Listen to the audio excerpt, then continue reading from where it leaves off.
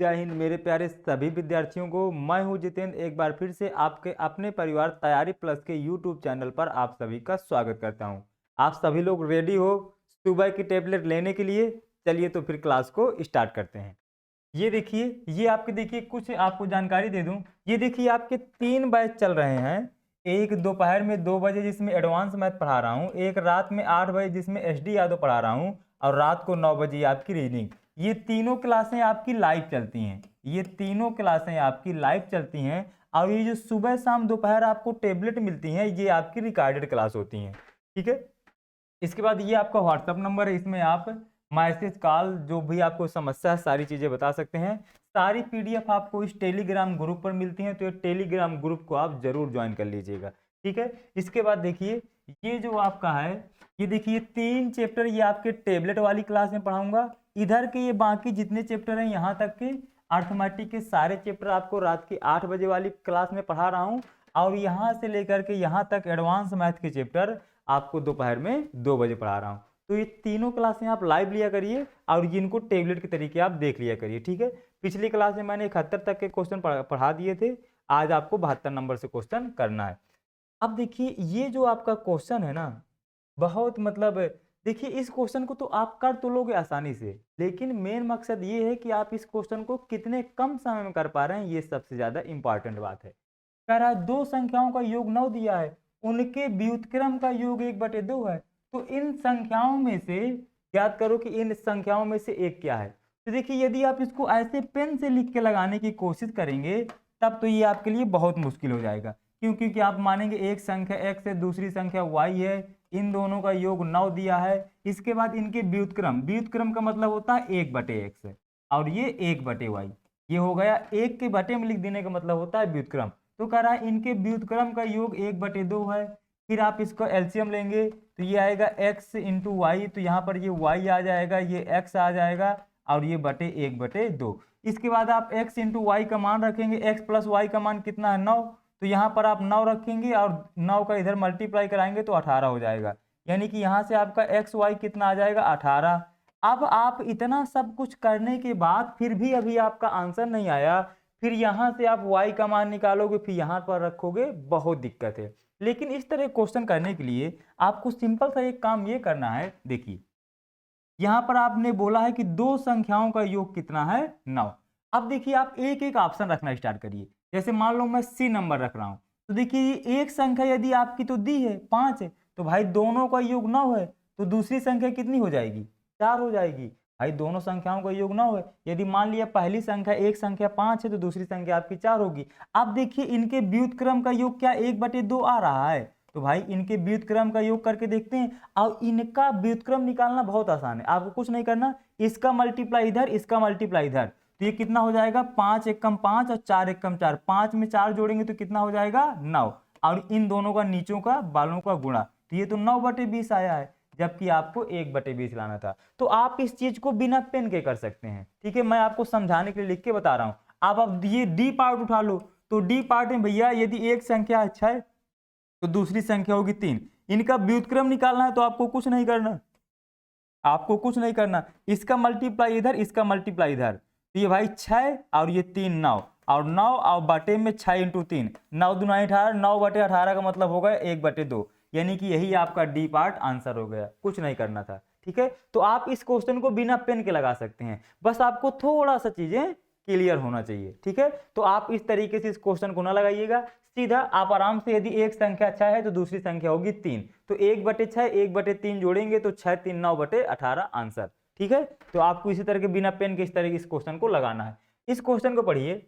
एक स्कूल में 200 छात्र हैं, जिसमें से 60/10 लड़के हैं, स्कूल में छात्राओं की संख्या ज्ञात करनी है। अब देखिए, इस तरह क्वेश्चन मैंने आपको क्या बताया है, ये 7/10 छात्र हैं, तो भाई ये नीचे वाली संख्या आपको क्या बताती है टोटल, यानी कि ये नीचे वाली संख्या आपको बता रही है टोटल विद्यार्थी। ठीक, टोटल विद्यार्थी हैं 10, उसमें से 7 लड़के हैं, उसमें से 7 लड़के हैं, तो भाई जब टोटल 10 हैं लड़के और लड़कियां मिला के, तो 7 लड़के हैं, तो लड़कियां कितनी होंगी, तो लड़कियां तो सिर्फ 3 होंगी। ठीक, अब यदि आपको एक का मान पता चल जाए तो आपका आंसर आ गया। तो भाई क्वेश्चन में टोटल छात्रों की संख्या कितनी दी गई है, 200 दी गई है, जबकि हमारे हिसाब से कितनी है, टोटल छात्रों की संख्या 10 है, यानी 10 का मान 200 के बराबर दिया है। यहां से आप एक का मान निकाल लो, तो 200 में 10 का भाग दोगे तो 20 बार जाएगा, यही आपका एक का मान हो गया। एक का मान यदि 20 आया तो 3 का मान कितना हो जाएगा, 20 का मल्टीप्लाई करा दिया तो 3 का मान कितना हो जाएगा, 60। यही आपके छात्राओं की संख्या आ जाएगी, बी पार्ट आपका आंसर हो जाएगा। क्लियर है, बहुत आसान क्वेश्चन। इस क्वेश्चन को भी आपको बिना पेन के लगाना था, कुछ नहीं करना था। यदि 7/10 छात्र लड़के हैं, यानी टोटल 10 स्टूडेंट हैं, तो उसमें से 7 लड़के हैं तो 3 लड़कियां हो जाएंगी। 10 का मान आपका 200 के बराबर दिया, क्योंकि ये भी टोटल छात्र हैं, तो एक का मान आ गया 20, 3 का मान 60। बिना पेन के आंसर, क्वेश्चन खत्म। क्लियर है सभी को, आ जाओ भाई। अब देखिए इस क्वेश्चन को भी आपको बिना पेन के लगाना होता है। देखिए यहां पर क्या दिया है, x प्लस वाई का दो संख्याओं का योग 26 दिया है और उनका अंतर आपको 12 दिया है। तो जब भी आपसे इस तरह का है तो आपको ये लिखना नहीं है, मैं आपको लिख के सिर्फ समझा रहा हूं। तो आपको कुछ नहीं करना है, जब भी आपसे इस प्रकार पूछे तो आपको कुछ नहीं करना, इन दोनों को जोड़ देना है, इन दोनों को जोड़ देना है और 2 से भाग दे देना है। तो 26 में 12 जोड़ेंगे तो 28 10 38, 38 को 2 से भाग देंगे कितना आएगा, 19, यानी पहली संख्या आपकी आ गई 19। अब दोबारा जब ये माइनस वाले का y का मान निकालना होगा तो उसके लिए क्या करेंगे, कुछ नहीं करेंगे, आप सिर्फ ये जहां पर माइनस प्लस लगाया था यहां पर माइनस, दोनों संख्याओं को घटा दीजिए और 2 से भाग दे दीजिए। तो 26 में से 12 घटाएंगे बचेगा 14, 14 को 2 से भाग देंगे कितना आएगा, 7। बस आपसे अब इसके अलावा दोनों संख्याएं आपको पता चल गई। आपसे पूछा क्या है, तो उनके वर्गों का अंतर पूछा है। तो उनके वर्गों का अंतर निकालने के लिए आप, तो ये क्वेश्चन आपका और आसान हो गया। यदि आप इसको कुछ करते भी नहीं, लेकिन आप यहां से भी निकाल सकते हैं इनके वर्गों का। तो भाई इनका वर्ग किया, अंतर निकालना है, तो बस भाई 19 का वर्ग कितना होता है, 381, और 7 का वर्ग कितना होता है, 49। घटा दो भाई, तो ये 11 2, यहाँ पर 7 बचा 3, और ये 332। 332 कौन सा आंसर है, 332 कोई आंसर नहीं दिया क्या भाई, क्या बात कर रहे हो। यहाँ पर ये 7 से तो 49 ही होगा ना, और ये 14, और हाँ तो ये 24, 24 में से 10 गए 14, 7, तो ये 381 होता है ना। 19 नहीं है, 171, और 19 और 17, 361 होता है भाई, तभी तो 361 होता है ये। इसका वर्ग कितना होता है, 361। तो भाई ये आपका कितना आ जाएगा, 312। कितना आ जाएगा भाई, 312। तो एक तरीका तो ये है, लेकिन यदि आपसे इसमें सिर्फ वर्गों का अंतर पूछा है ना, तो आप इसको डायरेक्ट लगा सकते थे। वर्गों का अंतर क्या होता है भाई, पहली संख्या का वर्ग और दूसरी संख्या का वर्ग। और भाई ये आपका फार्मूला बन गया a² माइनस b² का। इसका मतलब होता है एक ब्रैकेट में एक बार प्लस लिख देना है और एक ब्रैकेट में एक बार माइनस लिख देना है। आपको योग भी पता है, आपको अंतर ही पता है, तो बस आपको क्या करना था, इस 26 और इस 12 का मल्टीप्लाई कराना था। अब देखिए 26 और 12 का मल्टीप्लाई कराना भी आसान है। आपने 26 और 12 का मल्टीप्लाई कराया, तो आपने क्या, इसका मल्टीप्लाई कराया तो 6 दूनी 12, यानी कि लास्ट में 2 आएगा। अब लास्ट में देख लो 2 किस में दिया है, सिर्फ और सिर्फ बी पार्ट में दिया है। तो आप इस क्वेश्चन को बिना पेन के लगा सकते थे, विदाउट किसी कैलकुलेशन के। क्लियर सभी को, तो आपको कुछ नहीं करना था, 26 और 12 का मल्टीप्लाई कराना था और सिर्फ यूनिट डिजिट देखना था, क्योंकि देखिए सब की डिजिटें अलग अलग हैं। यहाँ पर 6 है, यहाँ पर 2 है, यहाँ पर 4 है, सबकी अंतिम डिजिट अलग अलग हैं, सिर्फ ये 6 सेम दिया है। तो एक बार यूनिट डिजिट से आंसर लगा के देख लो, आपका आंसर आसानी से आ जाएगा। तो ये भी क्वेश्चन आपको बिना पेन के लगाना था, एग्जाम में यदि आता तो बिना पेन के आप इस क्वेश्चन को लगाते। क्लियर है, आ जाओ भाई अगले क्वेश्चन पर। इस क्वेश्चन को पढ़ो सभी लोग। यदि दो संख्याओं का गुणनफल इनके योग का 3 गुना है, भाई ये दो संख्याएं हैं, एक संख्या x है, दूसरी संख्या y है, इनके जो दो संख्याओं का गुणनफल है वो क्या कह रहा है, इनके योग यानी कि x प्लस वाई का 3 गुना है। ठीक है, इसमें से आपकी एक संख्या दी है 12, तो भाई एक संख्या यदि 12 दी है तो आप y की जगह 12 रख दो।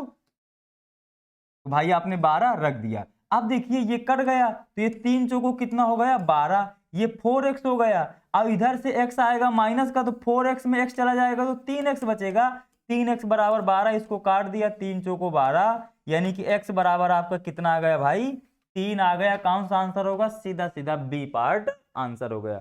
कोई दिक्कत, आगे चलें भाई, आ जाओ भाई।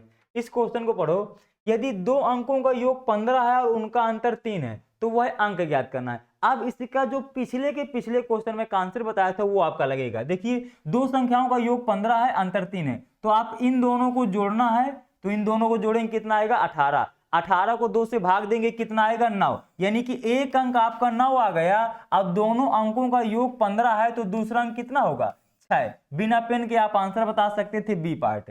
क्लियर है इतनी बात सभी को। देखिए एक बार देख लीजिए, यहां से आपको x प्लस वाई दोनों का योग 15 दिया है और ये x माइनस वाई आपको 3 दिया है। तो मैंने आपको क्या बताया था, जब आपको x का मान चाहिए होगा यानी कि पहले वाले का, तो इन दोनों को जोड़ देंगे और 2 से भाग दे देंगे। तो 15 3 18, 18 को 2 से भाग देंगे 9, ये आ गया 9। आपको दूसरा निकालने की आवश्यकता नहीं, आप निकालना चाहे तो निकाल सकते हैं। जब y का निकालेंगे दूसरे वाले के यानी कि माइनस वाले का, तो आपको क्या करना है, 15 में से 3 घटाएंगे 12, 12 को 2 से भाग देंगे 6, तब भी आ जाएगा। ठीक है, क्लियर है सभी को, आगे बढ़ जाएं, आ जाओ भाई।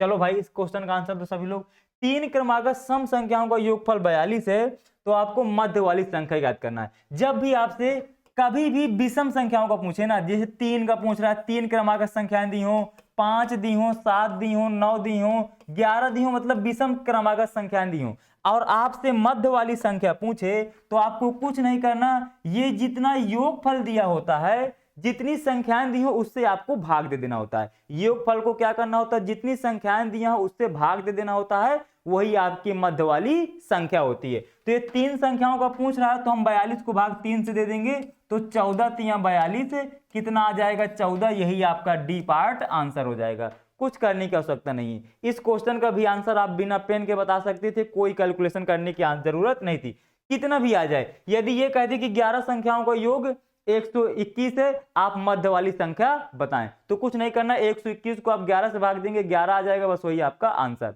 विदाउट पेन के। ठीक है, आ जाओ भाई, इस क्वेश्चन को देखो। ये क्वेश्चन मैंने आपको कल कराया था। दो सहभागियां एम और एन एक कार खरीदी। एम ने बतौर अपने हिस्से कार की लागत का 3/7 भुगतान कर दिया। अब मैंने देखो बाबू, मैंने आपको एक बात बताया था कि ये 3/7 है, तो नीचे क्या होती है, हमेशा टोटल होती है। नीचे हमेशा क्या होती है, टोटल होती है। अब यहां पर कार की लागत की बात कर रहा है, तो ये आपकी क्या हो जाएगी, 7 क्या है, कार की टोटल लागत हो जाएगी। यदि यहां पर सैलरी की बात करता है तो नीचे आपकी हो जाती है टोटल सैलरी हो जाती है। तो यहां पर बाबू कार की बात कर रहा है, तो यानी कि एक नीचे वाली क्या हो गई, आपकी कार की टोटल लागत हो गई। एम ने बताओ और अपने हिस्से का दिया है, यानी कि ऊपर वाली क्या हो गई, एम की वैल्यू हो गई। इतनी बात क्लियर सभी को। तो यानी कि कार टोटल थी 7 की और एम ने 3 दे दिया, तो भाई बाकी का हिस्सा तो एन ने दिया हो, क्योंकि है तो दो ही सहभागी एम और एन।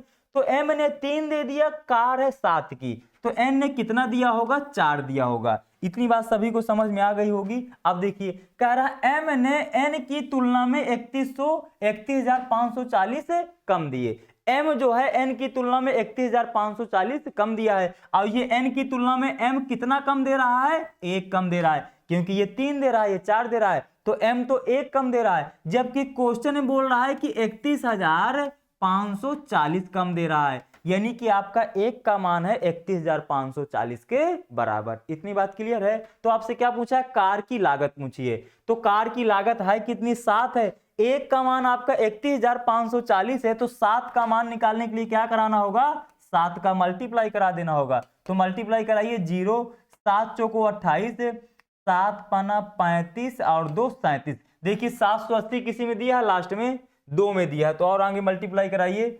अब ये 7 और 7 3 10, ये 0 7 80 किस में दिया है, लास्ट में सिर्फ और सिर्फ 0 7 और 80 किस में दिया है, सिर्फ सी पार्ट में। तो यही आपका सी पार्ट आंसर हो जाएगा। पूरा कैलकुलेशन कराने की आपको कोई आवश्यकता नहीं है। इतनी बात सभी को क्लियर है। आगे चले, आगे बढ़े भाई। ठीक है, तो ये आज तक आपके मैंने सुबह की टेबलेट काफी है, आपको 7 क्वेश्चन करा दिया, बस ऐसे 6 6 7 7 क्वेश्चन करना है सुबह दोपहर शाम को तीनों टेबलेट लेते रहिए, आपके 7 से 8 क्वेश्चन ग्रुप डी के एग्जाम में पक्के हो जाएंगे और आप हंसते खेलते सारी चीजें कर लेंगे। बस सुबह नाश्ते टाइम देख लीजिए, दोपहर में खाना खाते टाइम देख लीजिए और रात में खाना खाते टाइम देख लीजिए। आप खाना भी खा लेंगे और आप चीजें भी सीख जाएंगे। ठीक है, तो चलिए मिलेंगे नेक्स्ट क्लास पर, तब तक के लिए bye bye, tata, take care.